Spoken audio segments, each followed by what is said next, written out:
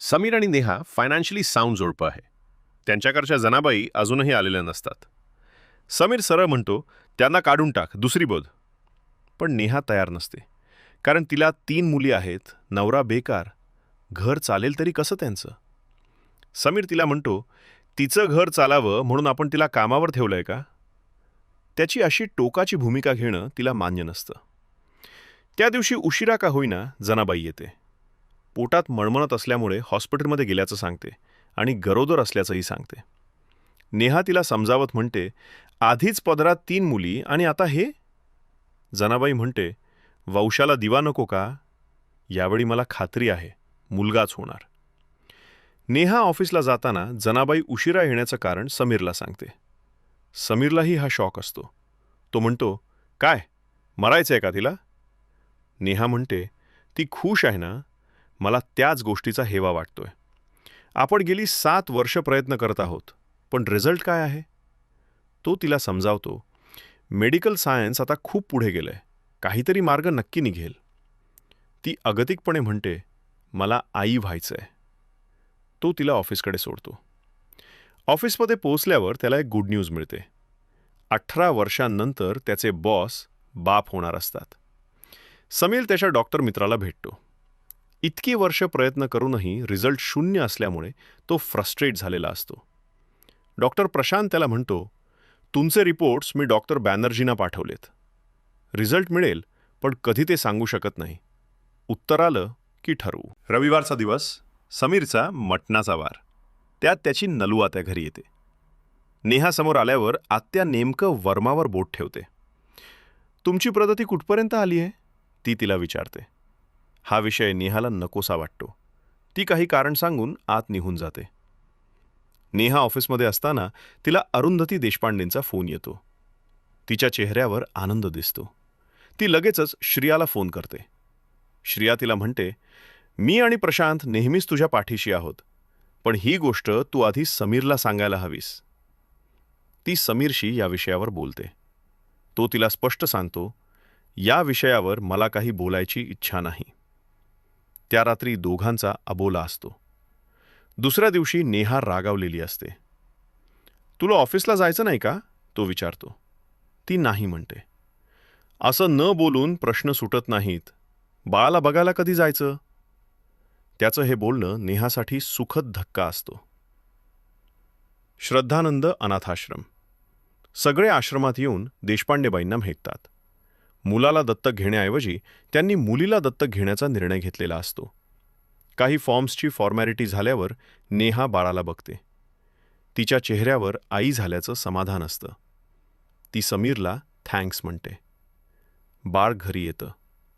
नेहाचा सगळा वेळ आता बाळाला सांभाळण्यात जाणार असतो. ती समीरला जॉब सोडणार असल्याचं सांगते. तो तिला पाठिंबा देतो. घरी आलेल्या आत्याला दत्तक बाळाबद्दल कळतं. ती त्यांना म्हणते, हे काय केलं तुम्ही? आपली माणसं काय म्हणतील? जग काय म्हणेल?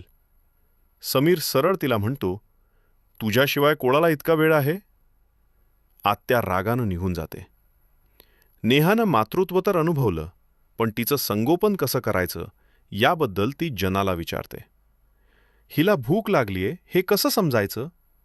जना म्हणते, रडत नाही का ती? भूक लागली की मुलं घर डोक्यावर घेतात. नेहा म्हणते, कधी खूप रडते, नाहीतर काहीच नाही. जनाला जरा शंका येते. ती डॉक्टरांना दाखवण्याचा सल्ला देते. जनाच्या सल्ल्यानं ती काळजीत पडते. तिला तसं बघून तो तिला विचारतो, नक्की झालंय तरी काय? ती बाहुलीचं कारण सांगते. तिचा डायपर ओला झाला होता, पण ती रडलीसुद्धा नाही. तिला घेऊन ते डॉक्टरांकडे येतात. डॉक्टर काही टेस्ट करायला सांगतात.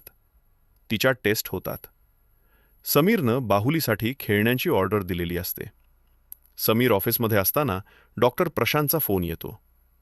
बाहुलीचे रिपोर्ट्स आलेले असतात म्हणून त्यांना डॉक्टर भिडेंकडे बोलावलेलं असतं. हॉस्पिटलमध्ये गेल्यावर डॉक्टर रिपोर्ट्स पाहून म्हणतात, तुमची बेबी एक स्पेशल चाइल्ड आहे. ती ॲबनॉर्मल आहे. इतर मुलांच्या तुलनेत तुम्ही तिची जास्त काळजी घ्यायला हवी. ती फक्त तुमच्यावर अवलंबून आहे. काही वर्षांनी तिची ग्रोथ होईल. त्यावरच तिची डेव्हलपमेंट अवलंबून आहे. अधिकारी कुटुंबासाठी हा मोठा धक्का असतो. घरी आल्यावर समीरचा राग नेहावर निघतो. तो तिला आणि डॉक्टर प्रशांतच्या फॅमिलीला बाहुलीवरून सुनावतो. मी नको नको म्हणत असताना तिला इथं आणलं, आता कोण मिस्तरणार? माझं ऐका, हिला परत आश्रमात सोडून या. एवढं ऐकल्यावर नेहा त्याला विचारते, बाहुलीला जर मी जन्म दिला असता तर?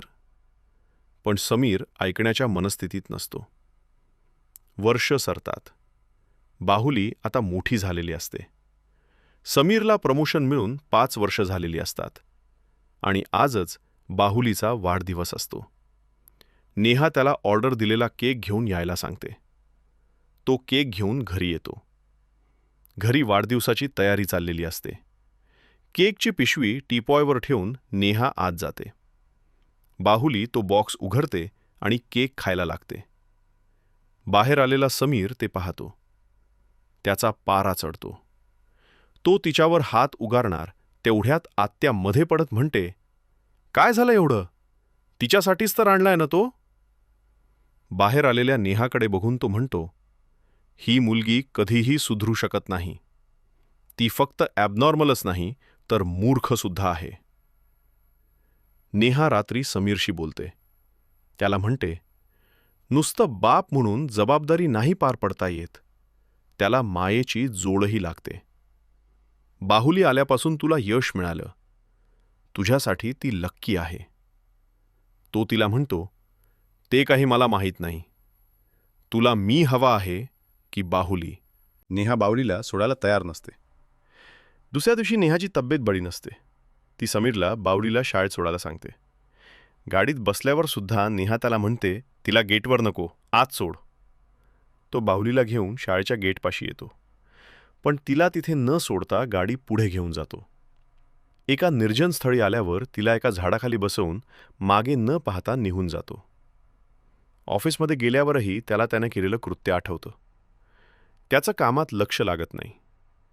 बाहुली आल्यापासूनच्या घटना त्याला आठवतात. नेहा दरवाजा उघडते. काही न बोलता आत निघून जाते. तो थकून सोफ्यावर बसतो. अचानक सायकलच्या बेलचा आवाज त्याच्या कानावर पडतो. समोर बाहुली असते. त्याला पाणी देत नेहा म्हणते, आज असा वागलास, पुन्हा असा वागू नकोस. तुझ्या मनात बाहुलीबद्दल किती आस्था आहे हे मला बघायचं होतं, म्हणून मी तिला तुझ्याबरोबर पाठवलं.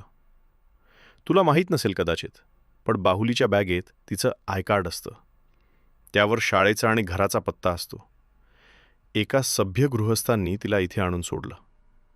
हवं तर मला शिक्षा कर, पण पुन्हा असा वागू नकोस. रात्री काम करत असताना बाहुली तिथे येते. त्याला चष्मा हवा असतो. तो नेहाला हाक मारतो. अचानक बाहुली पुढे होते. त्याला डोक्यावरचा चष्मा लावून देते. लहान मुलं इतकी निरागस असतात की त्यांची माया, राग, लोभ यांच्या पलीकडची असते. समीरला त्याची चूक उमगते. कुटुंब पूर्ण होतं. बाहुलीच्या शाळेतून प्रिन्सिपलचा फोन येतो. ते भेटायला शाळेत येतात. प्रिन्सिपल त्यांची ओळख फिल्ममेकर मंदार देवधर यांच्याशी करून देतात. त्यांना बाहुलीला घेऊन एक फिल्म बनवायची असते. त्यांनी तिला शाळेच्या गॅदरिंगमध्ये पाहिलेलं असतं. नेहा त्यांना सांगते, ती एवढं नाही करू शकणार. ते म्हणतात, तुमचीही मदत लागणार आहे आम्हाला. आणि आईच्या रोलमध्ये देविका सारंगधर आहे. काळजी करू नका, मुलीच्या मूडप्रमाणे काम करू. शूटचा पहिला दिवस. नेहमीप्रमाणे हिरोईन लेट. पहिला सीन. देविका हाक मारत असते, पण बाहुली काही दाद देत नाही. शेवटी मागून नेहा हाक मारते. तिचा आवाज ऐकून बाहुली पटकन पुढे होते. सीन ओके होतो. टेक रिटेकमुळे दिवसभर दमलेली बाहुली झोपून जाते. रात्री शूटवरच्या गमतीजमती नेहा समीरला सांगते. दुसऱ्या दिवशीचा सीन. देविकाने जीव ओतून इमोशनल सीन केलेला असतो. सीन एकदम परफेक्ट होतो. नेहा देविकाला भेटायला येते. देविका तिला बाहुलीच्या जन्मापासूनच ती अशी आहे का विचारते. बाहुलीला दत्तक घेतल्याचं नेहा सांगते. पण आता तिच्यात खूप इम्प्रूव्हमेंट असल्याचं ती सांगते. नेहा तिला ती प्रेग्नंट असल्याचं सांगते. मंदार सरांनी मागवलेला अल्बम ती देविकाला देते. त्यात बाहुलीचे खूप सारे फोटोज असतात. अचानक एका फोटोकडे पाहून देविका भावूक होते. नेहा त्या फोटोबद्दल तिला म्हणते, अनाथाश्रमात आली त्यावेळचा आहे. तेवढ्यात मंदार सरांनी नेहाला बोलावल्याचा निरोप येतो. बाहुलीला तिथेच ठेवून ती सरांना भेटायला जाते. देविका तिला जवळ घेते. घरी आल्यावर देविका अपसेट असते. मावशी तिला कारण विचारते. ती मावशीला एक फोटो दाखवते. शूटिंगचा शेवटचा दिवस. एका गाण्यानंतर चित्रपट पूर्ण होतो. नेहा बाहुलीला शाळेत आणायला जाते. पण बाहुलीला शाळेतून देविका परस्पर तिच्या घरी घेऊन गेलेली असते. ती देविकाला फोन करते. तिचा फोन बंद असतो. ती समीरला फोन करते. दोघे देविकाच्या घरी जातात. देविका बाहुलीला सोडायला तयार नसते. नेहा तिला बोलते, तुम्ही तिला परस्पर इथे घेऊन आलात आणि शाळेत सांगितलं की आम्हाला कळवलंय म्हणून, आणि फोनही बंद आहे तुमचा. शेवटी समीर तिला म्हणतो, सिनेमा संपलाय आता. यापुढे आम्हाला त्रास होईल असं वागू नका. बाहुलीला घेऊन ते निघतात. बाहुली गेल्यापासून देविका निराश झालेली असते. दुसऱ्या दिवशी ती पुन्हा बाहुलीच्या शाळेत जाते. पण यावेळी बाहुलीच्या शिक्षिका तिला बाहुलीला भेटू देत नाहीत. त्या रात्री देविकाचा फोन येतो. नेहा तिला सांगते, पुन्हा फोन करू नकोस. पण पुन्हा फोन येतो. यावेळी तो फोन समीर घेतो. देविका त्याला बाहुली तिची मुलगी असल्याचं सांगते. 7 वर्षापूर्वी तिनेच बाहुलीला आश्रमात ठेवल्याचं सांगते. दुसऱ्या दिवशी ती नेहाला भेटते.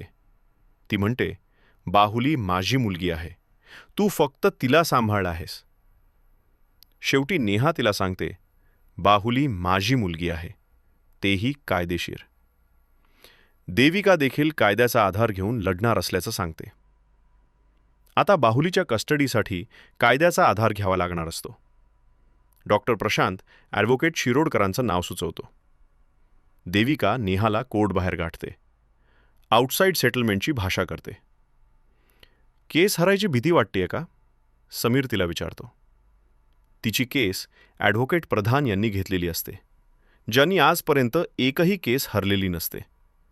ती त्यांना ब्लँक चेक देते, पण नेहा तो फाडून टाकते. कोर्टरूम. ॲडव्होकेट प्रधान देविकाची बाजू मांडतात. 7 वर्षापूर्वी अधिकारी दाम्पत्याने दत्तक घेतलेली मुलगी देविकाची आहे. त्यामुळे तिला तिची बाजू मांडण्याची संधी द्यावी. कोर्टात ती तिच्या गत आयुष्याबद्दल बोलते. 12 वर्षापूर्वी ती मॉडेलिंग करायची, पण तिची आवड ॲक्टिंग होती. त्याचवेळी तिची ओळख राहुल श्रॉफ या फोटोग्राफरशी झाली. हळूहळू मैत्रीचं रूपांतर प्रेमात झालं. तिला त्याच्याशी लग्न करायचं होतं, पण तिच्या करिअरचं कारण पुढे करत तो ते टाळतो. तिला दिवस गेलेले असतात. तो तिला मूल ॲबॉर्ट करायला सांगतो. त्याला ड्रग्सचं व्यसन होतं. तो काही ऐकण्याच्या मनस्थितीत नव्हता आणि वेळही निघून गेलेली होती. कोकणातल्या मावशीकडे जाऊन तिने बाळाला जन्म दिला. काही दिवसांनी तिने बाळाला आश्रमात सोडून दिलं. ॲडव्होकेट प्रधान तिला विचारतात, मग बाहुली तिची मुलगी कशी?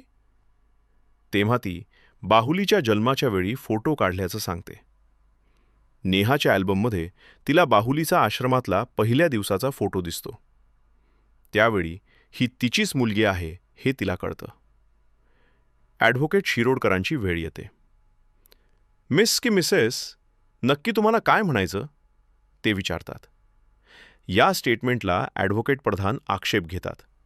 समाजव्यवस्थेत स्त्रीला स्वातंत्र्य आहे, पण स्वैराचार नाही. परपुरुषाशी अनैतिक संबंध ठेवून एका मुलीला जन्माला घालून नंतर तिला वाऱ्यावर टाकून देणं याचं समर्थन करणं योग्य नाही, असं ते म्हणतात. मुलीचं ॲबनॉर्मल असणं हे फक्त या बाईच्या वर्तनामुळे झालेलं आहे. त्यामुळे बाहुलीची कस्टडी कोणाकडे हवी यापेक्षा ती का हवी हा प्रश्न महत्त्वाचा आहे, ते म्हणतात. दुसऱ्या दिवशी सुनंदा मावशीची साक्ष होते. शिरोडकर नवे मुद्दे मांडतात. मावशीच्या सांगण्यानुसार तिला एखादी गोष्ट हवी म्हणजे हवीच, आणि नाही मिळाली की ती संपूर्ण घर डोक्यावर घेते. तिच्या या हट्टीपणामुळे तिच्यावर प्रख्यात मानसोपचार तज्ज्ञांची ट्रीटमेंट सुरू असल्याचं ते सांगतात. अक्षय नर्सिंग होमचे पेपर्स ते सादर करतात. तिच्या या अवस्थेमुळे बाहुलीचा सांभाळ कसा करणार हा मोठा प्रश्न निर्माण होतो. नंतर ते तिला राहुलबद्दल विचारतात. ड्रग्सच्या अतिसेवनामुळे तो एक्सपायर झाल्याचं ती सांगते. शिरोडकर कोर्टाला सांगतात की ड्रग्सच्या अतिसेवनामुळे होणारं मूल ॲबनॉर्मल होऊ शकतं आणि देविकाही मेंटली डिस्टर्ब आहेत. म्हणूनच बाहुलीच्या या अवस्थेला त्या तितक्याच कारणीभूत आहेत. बाहुलीचा सर्वांगीण विकास आणि तिची सुरक्षितता हवी असेल तर कोर्टाने या सगळ्याचा सहानुभूतीने विचार करायला हवा. निकाल दुसऱ्या दिवशी लागणार असतो. देविका रात्री प्रधानांना फोन करते आणि ही केस आपल्या हातातून गेल्याचं म्हणते. पण प्रधान रिलॅक्स असतात. शिरोडकर समीरला बोलावतात. तो बाहुलीला दत्तक घेण्याचं कारण सांगतो. आता प्रधानांचा टर्न. त्या समीरला विचारतात, मूल होत नाही म्हणजे दत्तक हा एकच पर्याय उरतो का? समीर बऱ्याच वर्षापासून मेडिकल ट्रीटमेंट घेतल्याचं सांगतो. नंतर नेहाला बोलावलं जातं. त्या कोर्टाला सांगतात की नेहा प्रेग्नंट आहे. त्यांचा मुद्दा असा असतो की नेहाला मूल झालं की बाहुलीकडे दुर्लक्ष होईल आणि तिला सावत्र मुलीसारखी वागणूक मिळेल.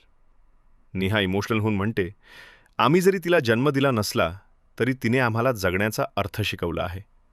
तिला आमच्यापासून हिरावून घेऊ नका. पण प्रधान कोर्टाकडे बाहुली आणि देविकाच्या DNA टेस्टची परवानगी मागतात. कोर्ट परवानगी देतं. घरी आल्यावर समीर नेहावर चिडतो कारण तिने प्रेग्नंट असल्याचं देविकाला सांगितलेलं असतं. शूटिंगच्या दरम्यान झालेल्या मैत्रीमुळे नेहाचा घात झालेला असतो. दुसऱ्या दिवशी ती देविकाकडे येते.